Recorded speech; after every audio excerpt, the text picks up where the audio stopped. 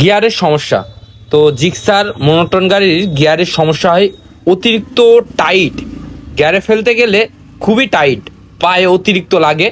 তো কি কারণে গিয়ারটা টাইট সেটা আপনাদের দেখাবো। তো দেখতে পাচ্ছেন আমরা ক্লাচ সাইড খুলেছি, তো ক্লাচ সাইড খুলে আপনাদের দেখাবো কি কারণে সমস্যা। ঠিক আছে বন্ধুরা, তো দেখতে পাচ্ছেন আমার হাতের যে স্প্রিংটা এটা অরিজিনাল, এটা খুবই হার্ড। এই স্প্রিংটা চেঞ্জ করে দিলে আপনার গিয়ারটা একদম ইজিলি পড়বে।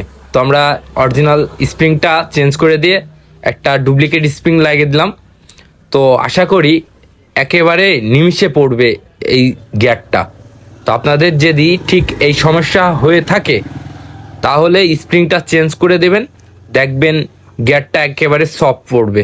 ঠিক আছে বন্ধুরা, আর যদি ভিডিওটা ভালো লেগে থাকে তাহলে একটু লাইক কমেন্ট শেয়ার করে পাশে থাকবেন। আর আপনাদের এই সমস্যা হলে আগে স্প্রিংটা চেঞ্জ করবেন।